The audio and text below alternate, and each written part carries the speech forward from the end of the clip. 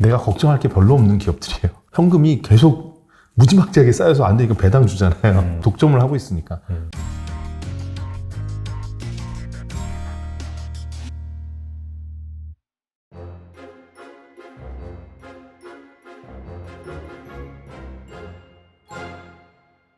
그렇다면 이제 이런 상황에서 뭐 주목할 만한 투자 대상 네. 하나하나 잘 보고 있는데, 근데 이게 뭐 사실 분산 투자의 중요성도 있잖아요. 네네. 하나만 집중 투자할 수도 없고. 네, 맞습니다. 그래서 약간 포트폴리오 관점에서도 말씀해 주시면 좋을 것 같아요. 네. 그래서 이게 또 이제 하나의 툴이죠. 그래서 여기 준비한 게 투자 관리 앤 프로세스, 축구 포메이션. 요즘에 이제 브랜딩을 했는데 네네.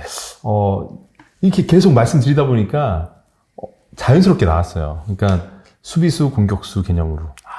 그래서 또 축구가 좋은 게 골키퍼 빼놓고는 10명이에요. 딱 10명이네요. 10개. 네. 포트폴리오 10개는 가질 수 있잖아요. 아. 그죠? 그리고 축구랑 되게 비슷한 게 골을 넣는 게 중요해요? 안 먹는 게 중요해요? 안 먹는 게 더 중요하거든요. 그렇죠. 그래서 그 초등학교 축구 가 보면은 전원 공격하고 있거든요. 수비수가 없어요. 맞아요. 근데 되게 웃긴 거는 주식 초보 하시는 분들 보면은 대부분 최전방 공격수 10개 가지고 하세요. 왜 그러냐면 수비수는 재미없어요. 맞아요. 제 유튜브 첫 영상이 구글이었는데 구글을 투자 안 한 분들이 되게 많아요. 그래요? 왜냐하면 구글 뭐 그 재미없잖아요 이래요. 근데 사실은 제일 기본적인 회사거든요. 요즘 이 영상도 유튜브로 보잖아요. 맞아요. 네. 유튜브를 하루에 1시간씩 보면서 유튜브 잘 되라고 계속 클릭을 해주시면서 유튜브를 인수했던 구글을 주식으로 안 담고 있다. 이러면 안 되는 거거든요. 그래서 구글은 지금 금융위기 뭐 어떤 침체가 오더라도 많이 떨어지지 않아요. 그리고 구글은 엄청나게 좋은 지표예요. 왜냐하면 2000년도부터 지금까지 검색 엔진 1등을 한 번도 내준 적이 없어요. 그죠? 맞아요. 네. 좋은 지표예요. 그래서 구글의 PER이 한 25배가 넘어가면 전반적인 나스닥이나 이런 성장주에 대한 버블이 오는 지표로도 봐도 돼요. 아마존은 좋은 지표가 아닙니다. 왜냐하면 PER 계산이 안 되던 기간이 더 많아요. 맞아요. 네. 수익이 안 나왔었으니까, 이익이 안 나왔었으니까. 근데 구글은 애시당초부터 이익이 나던 회사예요. 그러니까 수십 년에 대한 데이터가 있다. 그래서 이런 수비수를 갖고 있으면은 여러 가지 좋은 인사이트를 얻을 수 있어요. 구글도 뭐 유튜브도 있기도 하지만 검색도 있고 클라우드도 있고 인공지능도 있고 뭐 여러 가지 많거든요. 네. 깊이 공부하다 보면 배울 게 많습니다. 그래서 수비수를 무시하면 안 된다. 여러분들의 자산에 기본을 받쳐줄 거는 수비수라는 거죠. 그래서 수비수의 속성은 압도적인 1등, 매출 성장, 높은 수익성 다 담보하고 있는, 현금 계속 쌓여나가고, 대신에 이런 회사들은 PER도 높지도 않고, 이런 회사에서 10배 볼 수 없죠. 그렇죠. 근데 10배 보려고 하는 그런 욕심부터 일단 내려놔야 돼. 그렇지가 않아요. 그러면 워렌 버핏도 1년에 10배씩 돈을 벌게요. 1년에 평균적으로 20% 수익을 내잖아요. 네. 그게 세상에 공짜가 없다라는 거죠. 우리가 노력하면 한 연간 평균적으로 10몇 %는 나와야겠지. 근데 20% 넘어가는 거는 되게 쉽지 않은 거거든요. 평균적으로. 그래서 자신의 어떤 수익 목표치를 되게 낮춰 잡고 겸손하게 잡는 게 큰 피해를 안 보는 거고요. 그러니까 예를 들어서 연세가 좀 있다. 그 5백. 수비수를 반을 채우는 거예요. 그러면은 크게 다치지 않아요. 근데 막말로 공격수를 아예 없애도 돼요. 그냥 전원 수비 해도 되고, 네네. 수비수 한 7에, 그 미드필더 한 3 정도, 7대3 이렇게 해도 되고, 일단 골을 안 먹는 게 중요합니다. 왜냐하면 이게 은퇴 자금이기 때문에 신규로 유입될 현금 흐름이 되게 적잖아요. 근데 20대, 30대는 좀 달라요. 왜냐하면 앞으로 연봉이 점점 올라가고 시드가 작을 확률이 크잖아요. 그렇죠. 나중에 40, 50대 때 시드가 점점 커지는 거고. 그러니까 좀 시행착오를 겪어보고 아픔도 겪는 게 이제 나쁘지 않다. 그러면 공격을 더 해도 된다는 거예요. 그러면 수비수를 3만 세우고 공격수 최전방에다가 한 3, 40%의 어떤 비중을 넣어도 상관없을 것 같다. 이런 생각이고요. 그래서 그럼 미드필더랑 공격수는 어떤 차이냐. 이제 현금 흐름이 플러스냐 마이너스냐 이 차이인데, 미드필더는 거의 손익이 맞는 회사죠. 그러니까 이익이 많지 않더라도, 그래도 외부 펀딩 없이 회사가 그냥 자생할 수 있는 회사.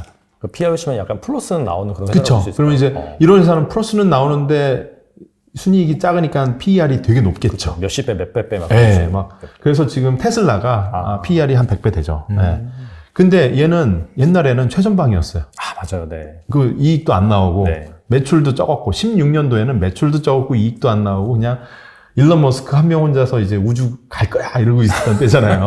그리고 막 주식으로 펀딩 안 되니까 전환사채 찍고 막 전환사채 금리가 막 10몇 % 되고 거의 망하기 직전의 회사였어요. 그때 막 펀드들이 엄청 깠던 것 같아요. 헤지 펀드들은 그쵸. 이제 망한다고 막 공모도 엄청 치고 막 맞아요. 예. 그랬었어요 그때. 그러다가 그걸 버텨가지고 이제 20년도 와가지고는 거의 BEP 맞추고 그래서 지금은 이익이 나는 회사가 됐고 이익이 나지만 여전히 밸류가 높으니까 PER은 높은 상태. 근데 PER이 또 합리화되는 거는 얘는 딴 제조회사보다 이익률도 높고 그리고 성장세도 있으니 딴 데보다 PER을 한 3배, 4배 줘도 합리적으로 그래도 설득이 된다. 뭐 이런 개념이 있는 거죠. 네. 예. 그래서 미드필더는 그래도 합리성의 영역이에요. 예. 계산이 돼요. 공격수로 가면은 계산이 안 돼요. 이익이 안 나와. 얘가 이익을 낼 수 있을까? 그런 거 있잖아요. 쿠팡도 지금 이익이 안 나오잖아요. 맞아요. 네. 이익이 언제 날까? 이게 이제 초미의 관심사인데 그래도 조금씩 근접하고 있어요. 네. 근데 이런 공격수는 또 이익이 안 나는 대신 성장을 빨리 해야겠죠. 네. 그래서 그런데 이런 거죠. 우버나 뭐 에어비앤비나 쿠팡 같은 회사가 이익이 안 나다가 이익이 나는 회사로 바뀌었어요. 그럼 미드필더가 되는 거예요. 그래서 공격수는 사실 여기 써놓은 것처럼 전체 금융 포트폴리오의 3% 이상을 하면 안 된다. 근데 얘가 이익을 내기 시작했다. 그러면 더 비중을 가져가도 돼요. 근데 봐서 이제 비중을 좀 늘리려고 했더니 알아서 주가가 따블이 났네? 왜냐면 턴어라운드 해버렸으니까. 네네. 그럼 알아서 어떻게 되냐면 매수매도 아무것도 안 건드려도 되고 주가가 올라서 비중이 늘어나서 팔아야 되나 생각하고 있었는데 턴어라운드에서 손실에서 순이익이 났어요. 그럼 미드필더로 딱 옮기는 순간 적혀 있는 것처럼 포트폴리오 5%까지 담아도 되잖아요. 그래서 주가가 더블 났더라도 그냥 냅두면 되는 거예요. 예. 포지션이 바뀌었을 뿐인 거고. 근데 예를 들어서 최전방 공격수의 바이오 신약 개발 회사가 있었다. 그러면 제 원칙에 따르면 포트폴리오에 한 1% 담는 거고 얘는 매출도 거의 없고 이익은 전혀 안 나고 마이너스 1년에 막 1,000억씩 내는 회사예요. 그러면은 진짜 그야말로 10배를 먹기 위해서. 근데 그런 회사도 저는 하지 말라는 얘기를 안 해요. 그냥 비중 작게는 해도 된다. 네, 해도 되는데 1%를 하라는 얘기는 뭐냐면 전체 자산에서 1%가 빵이 되더라도 큰 타격이 없어요. 네, 그냥 쓰라릴 뿐이지 눈물 흘리지는 않거든요. 네, 1%니까. 네. 네, 다 날아가더라도. 그래서 이런 게 바이오, 인공지능, 뭐 날아다니는 UAM, 그리고 암호화폐 이런 것들이 이제 그냥 던져 놓는 거예요. 미래를 공부하기 위해서 내가 한번 배워보자는 생각으로. 잘 되면 10배도 될 수 있지만 안 되면 5분의 1 토막 빵도 될 수 있다. 이런 그렇죠. 생각을 하는 건데 예를 들어서 인공지능 바이오 회사가 뭐 좀 호재가 있어가지고 이 주가가 한 10배가 됐어요. 그러면 갑자기 최전방 공격수가 이렇게 커진 거예요. 그죠? 너무 커졌잖아요. 네. 포메이션이 망가지죠. 근데 들여다봤더니 얘는 여전히 최전방 공격수야. 그럼 어떻게 해야 될까요? 비중 줄여야겠네. 그쵸. 그런데 만약에 수비수도 몇 배가 되고 공격수도 몇 배가 됐으면은 비중 안조 조절해도 되겠죠. 근데 보통 이런 애가 10배 가면은 혼자 10배 가는 거구나. 혼자 10배 가는 거예요. 그럼 수비수는 그대로 있어요. 그러면 이거 팔아서 수비수를 챙겨놔야겠죠. 미드필더 살 수도 있고 그때 상황에서 좀 매력적인 구간에 있다라고 생각하는 회사를 이제 비중을 더 늘려주면 되는 거고. 그럼 전체적으로 이게 맞고. 그러면 사실 다 팔 필요 없는 거죠. 왜냐하면 나의 이 비중을 그냥 내가 맞추면 되니까 뭐 한 4분의 3 정도를 팔아도 되고 원본 이상을 남겨놔야 될 확률도 커요. 이 포메이션 맞추기 위해서라도. 그러면 완전히 파는 게 아니니까 나중에 이후에 몇 배 성장이 더 오더라도 아쉬움 없이 또 추가적인 이득을 얻을 수 있는 거고 어떤 포트폴리오 리밸런싱에 아주 좋은 좀 시스템? 프로세스가 될 수도 있다라고 생각해서 포메이션 분산 포트폴리오 이렇게 하고 있습니다. 확실히 공격수와 미드필더와 네. 수비수 비중을 잘 조절해가지고 네. 딱 보면은 이제 뭐 기업명 같은 경우에도 사례를 들어주셨기 네. 때문에 꼭 저런 기업을 뭐 산다라기보다도 네. 이와 비슷한 컨셉 맞습니다. 대표적인 그런 케이스다 이렇게 네. 이해하면 될 것 같네요. 맞습니다. 그래서 뭐 많은 분들이 그래요. 그냥 이 무슨 환경 플라스틱 뭐 이래가지고 보면은 뭐 기업 가치가 진짜 나스닥에 있는데 1조도 안 되고 그런 회사에 자기 금융 포트폴리오 막 30%를 이렇게 투자를 하시거든요. 그럼 제 입장에서 보면은 말도 안 되는 포트폴리오. 왜냐하면 그 회사는 언제든 10분의 1 토막 날 수도 있는데 거기다가 비중을 그렇게 해버리면 나중에 가정에 불화가 생겨요. 예, 막 책임 추궁 당하고. 그렇죠. 예. 근데 구글에 자기 포트폴리오 한 20%를 넣어놨다. 뭐 시장이 안 좋아져서 그럴 수 있겠지만 이게 막 반토막이 갑자기 나진 않거든요. 그렇죠. 예. 그래서 좀 멘탈을 지킬 수 있는. 그리고 저는 보면은 많은 뭐 저도 펀드를 뭐 800억 넘게 운용을 하지만 저희 출자자분들은 또 더 많은 뭐 수천억 자산가분들이 꽤 있거든요. 근데 그런 분들 보면은 대부분 비슷해. 한 20, 30개 종목을 적절하게 리스크 안배를 해가지고 본인들만의 수비수, 공격수 뭐 이런 것들을 구축을 하는 거예요. 물론 그분들에게 수비수는 또 빌딩도 있죠.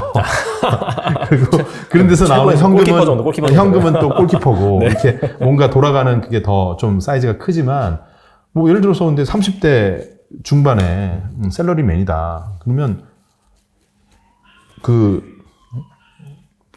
골키퍼가 이제 자기 샐러리가 되는 건데 열심히 일을 하면은 또 샐러리가 계속 늘어나잖아요. 그러면 골키퍼 늘어나는 거고, 이런 어떤 겨울이 왔다 그러면, 현금을 최대한 쟁겨 놓는 거죠. 네. 예.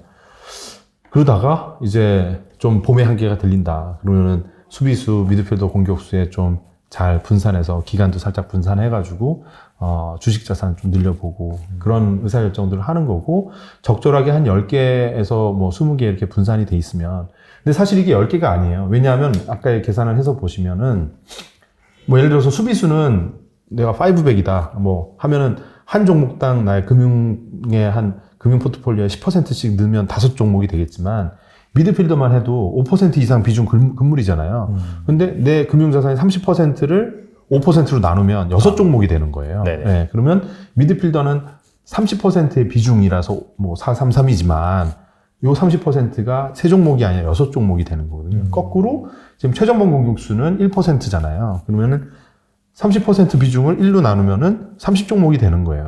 근데 최전방이 아니라 공격수 최전방을 골고루 했다 그러면은 공격수 전반적으로 한 10개 종목이 될 수 있는 거죠. 그래서 야, 종목이 막 왜 20개가 돼? 근데 그게 이 원칙에 맞춰서 보면 20개가 별로 부담이 안 될 수 있어요. 왜냐하면 수비수 종목들은 내가 걱정할 게 별로 없는 기업들이에요. 내가 애플을 걱정해야 될까요? 애플이 나를 걱정해야 될까요? 가장 쓸데없는 걱정 중에 하나가 애플 걱정이라고 하더라고요. 연예인 걱정이나 애플 걱정. 애플은 웬만한 그 국가 신용도보다 좋아요. 그렇죠. 애플이 망할 확률은 웬만한 중진국보다 훨씬 신용도가 좋거든요. 현금이 계속 무지막지하게 쌓여서 안 되니까 배당 주잖아요. 마이크로소프트도 마찬가지예요. 구글도 마찬가지입니다. 네, 그래서 수비수들은 우리가 딱히 걱정할 게 없다. 네, 그런 거고요. 그래서 하여튼 반드시 초보자분들은 수비수를 먼저 채우셔야 되고요. 네. 그 다음에 미드필더, 공격수, 골을 넣는 것보다 먹지 않는 게 더 우선이고, 이 사고의 틀을 알려드린 이유는 뭐냐면, 시장에서 낙오하거나 탈락하시면 안 되는 거예요. 오랜 기간은 있는 게 중요하거든요. 이 주식시장에 오래 있어야 많은 걸 배워요. 네, 하락장 이번에 처음 경험하셨다. 앞으로 3번 경험하고 나면 굳은 살이 배겨요. 3번 경험하려면 10년 넘게 있어야 돼요. 10년 넘게 주식 계좌를 삭제하지 말고 여러분이 오래오래 하려면 3배 레버리지 이런 거 하시면은 당장 3개월 안에 아웃될 수 있거든요. 네, 더 이상 못 해요. 네. 빨리 가려다가 그냥 전복됩니다. 네, 오래 그냥 찬찬히 큰 상처 없이 가려면 이런 균형 잡힌 포트폴리오를 가지셔야 되고 일례로 그런 거죠. 워렌 버핏이 60세 이후에 구축한 자산이 전체 자산의 95% 이상이에요. 아, 그래요? 네. 그게 뭐냐면 워렌 버핏이 60세에 사망을 했다라고 하면 아무것도 안 됐다 이거죠. 네. 그냥 역사적인 사람이 안 됐다는 거예요. 일반 그냥 슈퍼개미 뭐 그 정도 있겠네요, 진짜. 그렇죠. 그냥 수백 명의 투자자 중에 한 명이었겠죠. 그분의 성공의 그 비결 중에 하나는 찰리 먼거라는 좋은 친구와 함께 90세 이상을 살고 있다. 아니, 그래서 1년에 30%, 40% 수익 내는 사람 되게 많아요. 근데 꾸준하게 몇십 년을 건강하게 장수를 하면서 그렇게 만든 사람이 많지 않다는 거예요. 그리고 어느 정도에서 은퇴하는 분들도 많아요. 그렇죠. 근데 이분은 투자 자체가 좋아서 90세가 돼서도 재밌게 막 자기 연간 행사 나와서도 막 신나게 축제를 즐기잖아요. 그러니까 행복한 거예요. 저도 그래서 은퇴할 생각이 없고, 저도 지금 투자 블로그 한 지가 한 거의 7, 8년이 됐고, 책도 2권 이제 3권째 내고, 다 그런 거예요. 그냥 제 평생에 일지를 만든다 생각하고 하는 거고, 유튜브 하는 것도 마찬가지예요. 이게 본업이 아니고, 그냥 20년 후에, 30년 후에 그냥 추억이 있는 거죠. 그러니까 솔직하게 진심을 담아서. 오늘도 그래서 여러분들 진짜 잘 되셨으면 좋겠고, 그냥, 왜냐면 저도 은퇴 없이 워렌 버핏처럼 오래 건강하게 살면서 길게 이 시장에서 남아서 굳은 살 먹이면서 재밌게 투자를 행복하게 하고 싶은 생각이거든요. 그러니까 단기적인 생각으로 난 떼돈 벌어야지 이러면은 금방 아웃돼요. 네. 오랫동안 남아있으려면 어떻게 보면 여러분들의 투자의 진짜 진면목을 발견하는 시기는 50대 중반 이후가 될 수 있어요. 저도 지금 40대 중반인데 10년 후를 준비해서 열심히 공부하고 있는 거예요. 네.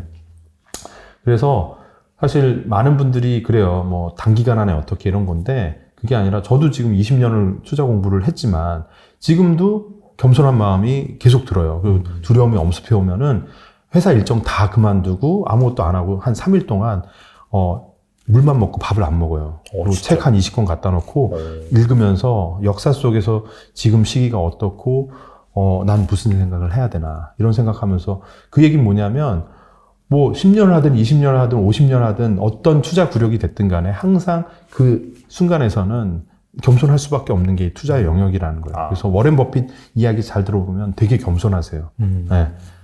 본인이 막 난 그동안 수익을 냈으니까 난 잘할 거야 이런 얘기 안 하고요. 미래는 누구도 모른다. 그냥 위대한 회사에 나는 오랜 관점으로 보는 거고 그 맨날 그래서 하루에 8시간 10시간 본다. 이 얘기 하잖아요. 그 사람도 그렇게 미치도록 보는데 우린 얼마나 많은 거를 공부를 하고 있냐는 거죠. 그 신문을 보고 있지는 않다는 거죠.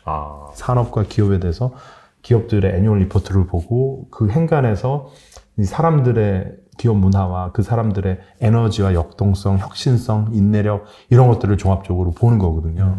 그 공부하는 것들이 시간이 되게 많이 투입되고 하다 보면 재밌고 이건 쌓입니다. 네. 금리, 뭐 유가 이런 거는 공부 아무리 해도 못 맞춰요. 네. 못 맞출 거에 자꾸만 시간을 투입하시기보다는 맞출 수 있는 거. 사람에 대한 이해는 친구, 20년 된 친구가 있고 어렸을 때 같은 반이었는데 친구가 아닌 친구가 있잖아요. 맞아요. 네. 그죠? 그거는 이유 뚜렷하게 있잖아요. 네. 그죠? 네. 나랑 안 맞아. 걔는 옛날에 별로야. 있잖아요. 근데 다시 보면은 20년 전이나 지금이나 행동 패턴 똑같아. 그때 안 좋았던 친구 지금 만나나요? 못 만나요. 네. 왜냐면 그 친구는 그대로거든. 사람 잘 안 바뀌잖아요. 기업의 컬처도 되게 비슷해요. 네. 그래서 그런 것들 참 맛을 느끼는 단계. 그런 것들이 제가 볼 때는 동학 개미 운동이 벌어진 지 2년차 됐으니 3년차, 4년차, 5년차 되면 서서히 산업과 기업과 창업가의 그 참맛에 대한 공부를 이제 느끼기 시작하시지 않을까 이런 생각하면서 그런 것들을 좀 더 저는 많이 알리고 싶은 마음에 또 이렇게 나왔죠. 안 그래도 이렇게 좋은 말씀 많이 해주셨는데 네. 조만간 이제 사이다 경제에서 네. 세미나 진행하시잖아요. 맞습니다. 여기서 이제 네. 구체적으로 어떤 내용을 다루는지 말씀해 주시면 좋을 것 거기서는 오늘 이제 있었던 내용들이 기본 프레임은 되겠죠. 그런데 많은 분들하고 직접적인 대화를 하고 싶어요. 네. 여러분의 여기 참석하신 분, 당신의 문제는 뭔가요? 프라이버시 숨기고 일단은 고민을 먼저 들어보고 거기에 어떤 시스템이 부족했고 어떤 프로세스가 문제였고 그리고 마음속에 어떤 마음 때문에 멘탈이 털릴 수밖에 없었는지를 투자 오은영 박사가 되고 싶어요. 원대한 꿈을 갖고 계시네. 그분이 네. 자기 삶 속에 힐링이 됐으면 좋겠고 제가 추구하는 거는 투자를 통해서 수익이 아니에요. 투자를 통해서 행복해지는 거고 좋은 투자가의 역량을 구축하는 거예요. 그렇다 보면 수익은 따라와요. 돈을 쫓아가면 돈이 도망가요. 내가 좋은 투자자로서 좋은 소프트웨어와 역량을 갖고 있고 그런 마인드셋을 갖고 있으면 돈은 따라온다고 봅니다. 그걸 경험을 하고 있고 주변에 좋은 제가 존경하는 투자자분들 한국에도 많아요. 그런 분들이 갖고 있는 기본기가 바로 그런 겁니다. 알겠습니다. 뭐 좋은 문구가 쓰인 것 같은데. 이거. 네. 자, 그래서 뭐 네. 마지막으로 좀 몇 가지 네. 이제 제가 프로세스를 계속 강조했으니까 네. 한 5가지 프로세스가 있어요. 예. 일단은 사람들이 귀로만 투자를 해요. 그냥 이렇게 듣고 있으면은 내가 똑똑해지는 것 같아. 이거 환상이에요. 예, 망상이에요. 똑같아요. 이 수업 시간에 네. 하고 멍하니 선생님 하는 얘기 듣고 있으면은 이해하는 것 같잖아요. 근데 노트 테이킹 왜 하나요? 이래야지 더 각인이 되잖아요. 맞아요. 그죠? 그래서 부지런히 기록하라는 말씀을 드려요. 적자 생존. 기록해야 생존한다.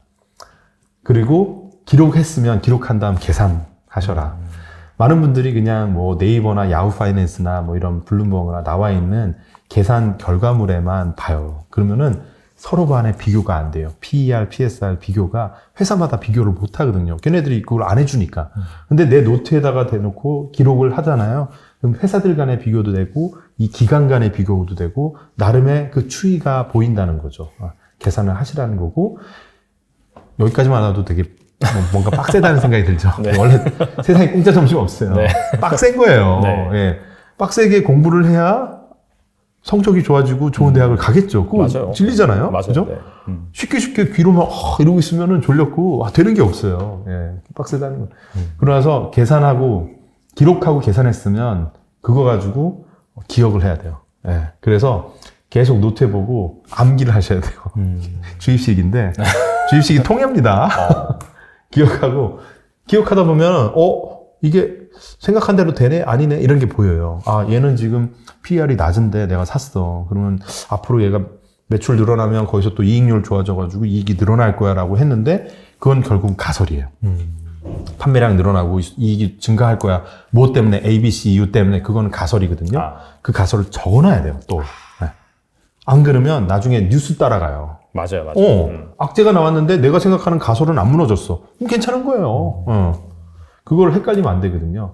그리고 나서 가설을 설정했어요. 나는 이 회사가 ABC 때문에 매출 이익 증대돼서 지금보다 한 2배 좋아져서 주가가 2배 이상 한 2년 안에 될 거라고 생각해. 라고 하면 그거를 중학생 조카나 아들한테 설득을 한번 해보세요. 와. 5분 안에. 그러면 설득하다 보면 입이 턱 막힌다 그러면은 준비가 안 된 거예요. 네. 성인을 설득할 필요 없다니까요. 단순한 논리로 얘는 ABC 이것 때문에 이렇게 될 거야 라고 하는데 대부분 그 정도 논리를 안 갖고 투자해요. 되게 들어보면 단순한 논리인데 그냥 이런 거예요. 뉴스 하나 보고 사요. 그건 누구한테 가서 설득할 수가 없겠죠. 나 그 뉴스 보고 샀는데 말도 못 끊을 것 같아요. 설득이 안 되잖아요. 네. 창피하잖아요. 네. 자기가 녹음기에 녹음 한번 해보세요. 창피하단 말이에요. 녹음기에 5분 정도 녹음했는데 그럴싸한 프레젠테이션이다. 그러면 누구라도 그 논리를 듣고 살 수 있단 말이에요. 그 정도는 돼야 설득력 있는 동거가 된다는 거고 그래서 기록, 계산, 기억, 가설, 수립, 설득 5가지 프로세스를 반복, 무한 반복.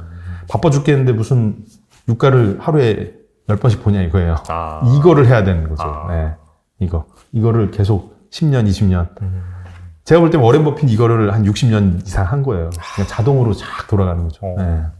이게 사실 시장이 뭐 그저 그렇거나 뭐 좋거나 그러면은 정말 맨날 그 HTS 키고 MTS 키고 사실 본다 그래서 시세가 바뀌진 않거든요. 네, 시세는 그냥 자기 맞습니다. 마음대로 가는 건데 어떻게 보면 지금 되게 좋은 타이밍 같아요. 지금 아마 자기 계좌를 정말 속 시원하게 딱 보실 수 있는 분은 거의 없으실 거라고 생각이 됩니다. 두려워서.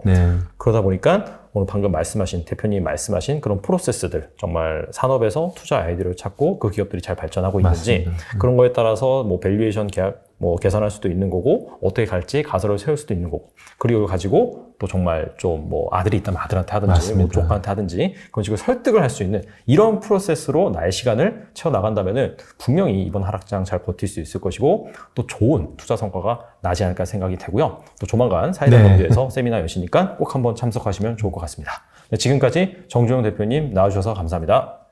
감사합니다.